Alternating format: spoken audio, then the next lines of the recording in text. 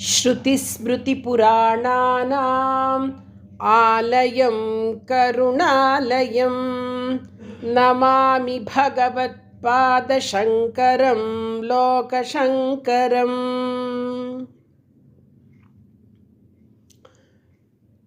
ಆಚಾರ್ಯ ಶಿವಗುರುಗಳು ಏನು ಮಾಡ್ತಾರೆ, ಒಂದು ದಿವಸ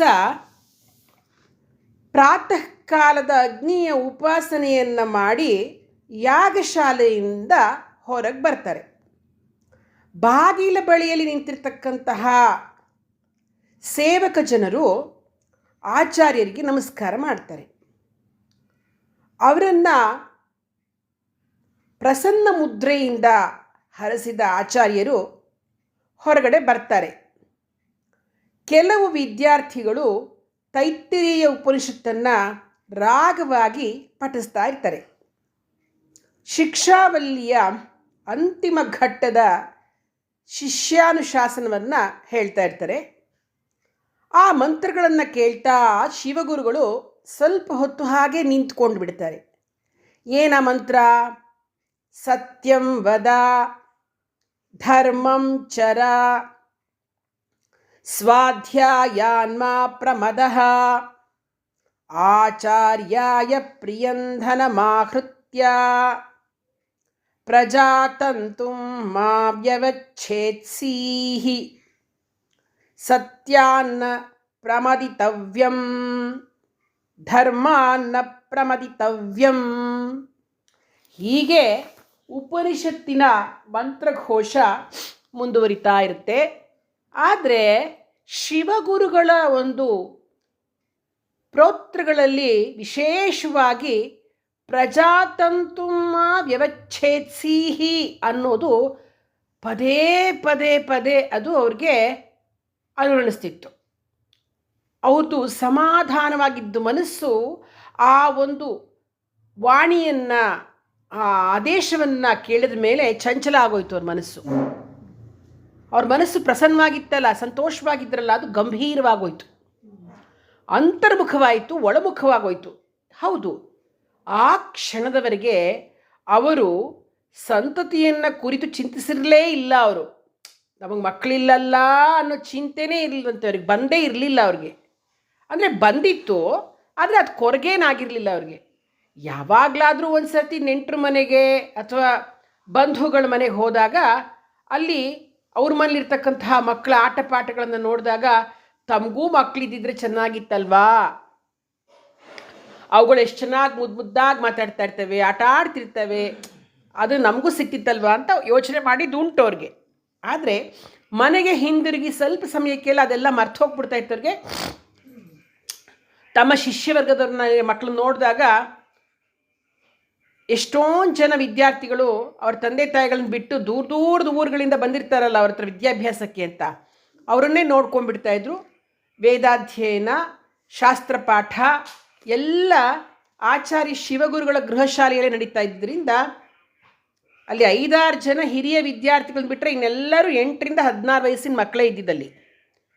ಆ ಎಲ್ಲ ಮಕ್ಕಳಿಗೂ ಶಿವಗುರು ಆರ್ಯಾಂಬಾ ದಂಪತಿಗಳು ಅಪ್ಪ ಅಮ್ಮಂತರನೇ ಇದ್ದರು. ಹಾಗಾಗಿ ಅವ್ರಿಗೆ ಮಕ್ಕಳಿಲ್ಲ ಅಂತ ಬೇಜಾರಾಗಿರಲಿಲ್ಲ ಅವ್ರಿಗೆ.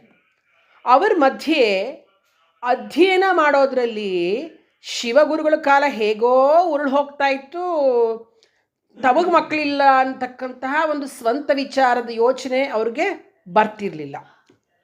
ಆದರೆ ಈ ದಿವಸ ವಿದ್ಯಾರ್ಥಿಗಳು ಹೇಳ್ತಾ ಇರ್ತಕ್ಕಂತಹ ಉಪನಿಷತ್ತಿನ ಪಾಠವನ್ನು ಆಲಿಸ್ತಾ ನಿಂತಾಗ ಅವರಿಗೆ ಪ್ರಜಾತಂತುಮ ವ್ಯವಚ್ಛೇತ್ಸೀಹಿ ಅನ್ನೋ ಒಂದು ಏನು ಆ ಮಾತು, ಆ ವಾಣಿ ಅವರಿಗೆ ನೇರವಾಗಿ ಎದೆಗೆ ನಾಟು ಬಿಡತ್ತೆ. ಅದು ತಮ್ಮನ್ನೇ ಕುರಿತು ಹೇಳಿದುದು ಅನ್ನೋದು ಅವ್ರಿಗೆ ಅನಿಸ್ಬಿಡತ್ತೆ. ಹೌದು, ತಂದೆ ವಿದ್ಯಾಧಿರಾಜರೇ ತಮಗೆ ಮೊದಲು ತೈತ್ರೀಯವನ್ನು ಪಾಠ ಮಾಡಿದ್ದು. ಅವರಪ್ಪ ಶಿವಗುರುವಿನ ಅಪ್ಪ ವಿದ್ಯಾಧಿರಾಜರೇ ಅವರಿಗೆ ತೈತ್ರೀಯ ಉಪನಿಷತ್ತನ್ನು ಪಾಠ ಮಾಡಿದ್ದು. ಆ ವೇಳೆಗಾಗಲೇ ತಮ್ಮ ಮನಸ್ಸಿನಲ್ಲಿ ಮೂಡ್ತಿಳಿತಾ ಒಂದು ವೈರಾಗ್ಯದ ನಿರ್ಧಾರವನ್ನು ಅರ್ಥಕೊಂಡು ತಂದೆ, ಮಗು ನಮ್ಮ ವಂಶದಲ್ಲಿ ಇಲ್ಲಿವರೆಗೆ ಒಂದು ತಲೆಮಾರಿಗೆ ಒಬ್ಬನೇ ಮಗ ಜನಿಸ್ತಾ ಇದ್ದಾನೆ, ಇದನ್ನು ಹಲವಾರು ತಲೆಮಾರುಗಳಿಂದ ನಾನು ಕೇಳ್ಕೊಂಡಿದ್ದೀನಿ. ನನ್ನ ಅಪ್ಪಂಗೆ ನಾನೊಬ್ಬನೇ ಮಗ, ನನಗೂ ವೈರಾಗ್ಯದ ತಲೆ ಮನಸ್ಸು, ಉಪನಿಷತ್ ತತ್ವವನ್ನು ಸಾಕ್ಷಾತ್ಕಾರ ಮಾಡ್ಕೋಬೇಕು ಅನ್ನೋ ಆಕಾಂಕ್ಷೆ ನನಗೆ ಇದ್ದಿದ್ದರಿಂದ ನನ್ನ ತಂದೆಯವರಿಗೆ ನಾನು ಹೇಳ್ಕೊಂಡೆ, ನನ್ನನ್ನು ಬಿಟ್ಕೊಟ್ಬಿಡಿ ಅಂತ. ಅದರ ಒಪ್ಪಲಿಲ್ಲ ನಮ್ಮಪ್ಪ. ವಂಶದ ಕುಡಿಯೊಡೆದು ಬಳ್ಳಿ ಹಬ್ಬಬೇಕು, ಧರ್ಮ ವರ್ಧಿಸಬೇಕು ಅಂದರೆ ನಾವು ವೈದಿಕ ಕರ್ಮ ಕಾರ್ಯಗಳಲ್ಲಿ ನಾವು ಶ್ರದ್ಧೆಯನ್ನು ತೋರಬೇಕಾಗುತ್ತೆ. ನನಗೆ ನೀನಲ್ಲದೆ ಇನ್ನೊಬ್ಬ ಮಗನಿದ್ದಿದ್ರೆ ನಾನು ನಿಮಗೆ ಒಪ್ಪಿಗೆ ಕೊಟ್ಬಿಡ್ತಾ ಇದ್ದೆ ಸನ್ಯಾಸತ್ವಕ್ಕೆ. ಈಗ ನಾನು ಕೊಡೋದಿಲ್ಲ. ನಮ್ಮ ವಂಶದ ಹಿರಿಯರ ತಪಸ್ಸು ಎಂದಾದರೂ ಫಲಿಸೀತು. ಈ ಥರ ನಾನು ಸನ್ಯಾಸಕ್ಕೆ ಹೋಗಿ ಮಾಡಬೇಕು ಅನ್ನೋ ಆಸೆ ನಮ್ಮ ವಂಶದಲ್ಲಿ ಇನ್ನೆಲ್ಲರ ಮುಂದೆ ಯಾವಾಗಲಾದರೂ ಫಲಿಸ್ಬೋದು. ಈಗ ಸದ್ಯಕ್ಕೆ ನಾನಂತೂ ಒಪ್ಪಲ್ಲ ಅಂತ ಅವರಪ್ಪ ಹೇಳಿಬಿಟ್ರಂತೆ. ನೀನು ಮದುವೆ ಮಾಡ್ಕೊಂಬಿಡು, ಗೃಹಸ್ಥಾಶ್ರಮಕ್ಕೆ ಕಾಲಿಡು, ಇದೇ ನಮ್ಮ ವಂಶದ ವೈಶಿಷ್ಟ್ಯ. ನಮ್ಮ ವಂಶದಲ್ಲಿ ಹುಟ್ಟಿದವರೆಲ್ಲರೂ ಕೂಡ ವೈರಾಗ್ಯದತ್ತ ವಾಲಿದವರೇ. ಆದರೆ ವಿದ್ಯಾಧಿರಾಜನ ಮನಸ್ಸಿನಲ್ಲಿ ಅವತ್ತು ಬೀಜವಾಗಿ ಮೊಳೆತ ವೈರಾಗ್ಯದ ಕುಡಿ ಶಿವಗುರುಗಳಲ್ಲಿ ಏನು ಹಬ್ಬಿಟ್ಟಿತ್ತು. ಅವ್ರಿಗೂ ತಾವು ವಿರಾಗಿಗಳಾಗಬೇಕು, ಸನ್ಯಾಸ ತಗೋಬೇಕು ಅನ್ನೋ ಆಸೆ ಬಹಳ ಇತ್ತು ಅವ್ರಿಗೆ. ಶಿವಗುರುಗಳ ವಿದ್ಯಾಭ್ಯಾಸ ನಡೆದಿದ್ದು ಆಚಾರ್ಯ ಆತ್ರೇಯರ ಗುರುಕುಲದಲ್ಲಿ. ವಿದ್ಯಾಧಿರಾಜರು ಗುರುಕುಲವನ್ನು ನಡೆಸ್ತಾ ಇದ್ದರು. ಆದರೆ ತಮ್ಮ ಮಗ ತಮ್ಮಲ್ಲಿ ಕಲಿಯುವ ಮುನ್ನ ಕುಲಗುರುಗಳಲ್ಲಿ ಓದಿ ಅಧ್ಯಯನ ಮಾಡಲಿ ಅನ್ನೋದು ಅವರ ಅಪೇಕ್ಷೆ. ಆಚಾರ್ಯ ಆತ್ರೇಯರು ಶಿವಗುರುಗಳಿಗೆ ಯಜುರ್ವೇದವನ್ನು ಸಾಂಗೋಪಾಂಗವಾಗಿ ಪಾಠವನ್ನು ಮಾಡಿ ಅಭ್ಯಾಸ ಮಾಡಿಸಿದರು. ತರ್ಕ ಮೀಮಾಂಸೆಗಳ ಪಾಠವೂ ಆದವು. ಉಪನಿಷತ್ತಿನ ಪಾಠ ಆರಂಭವಾದಾಗ ಆತ್ರೇಯರು ಸ್ವಲ್ಪ ಚಿಂತೆಗೀಡಾದರು. ವೇದಗಳ ಗಹನ ತತ್ವವಾದ ಆತ್ಮಬ್ರಹ್ಮ ವಿಚಾರವನ್ನು ಅರಿಯುವಲ್ಲಿ ಶಿವಗುರುಗಳ ಉತ್ಸಾಹ ಶ್ರದ್ಧೆ ಡಬಲ್ ಆಯಿತು ಅಂತಲೇ ಅಂದ್ಕೊಂಬಿಡಿ.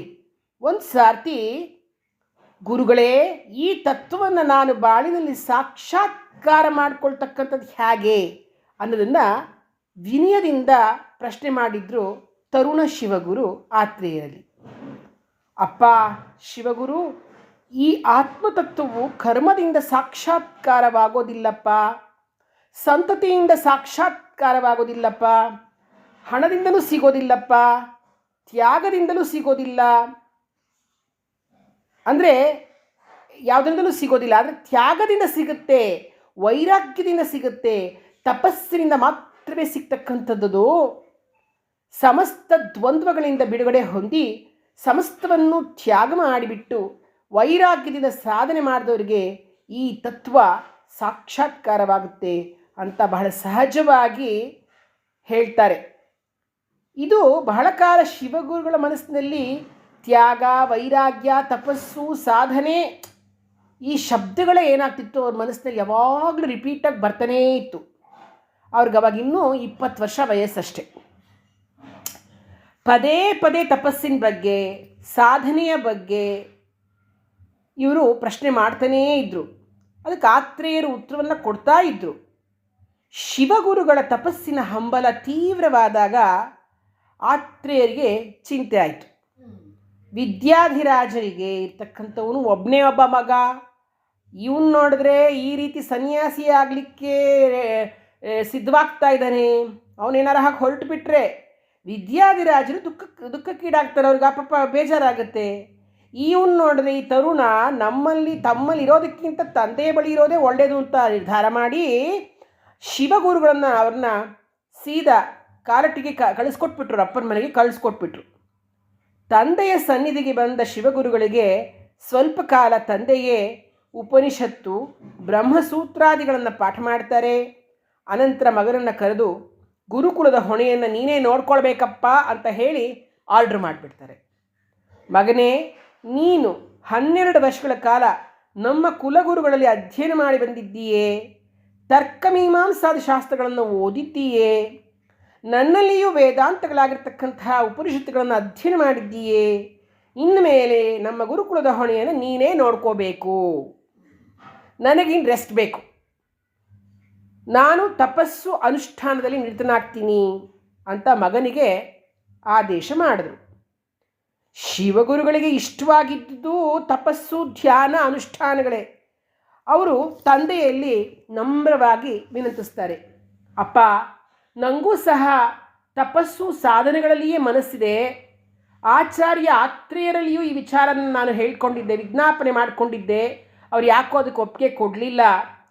ಈಗ ತಾವು ಗುರುಕುಲದ ಹೊಣೆಯನ್ನು ನಾನು ವಹಿಸಿಕೊಂಡು ಅಧ್ಯಾಪನ ಕಾರ್ಯ ಮಾಡಬೇಕು ಅಂತ ಅಪ್ಪಣೆ ಮಾಡಿದ್ದೀರಿ.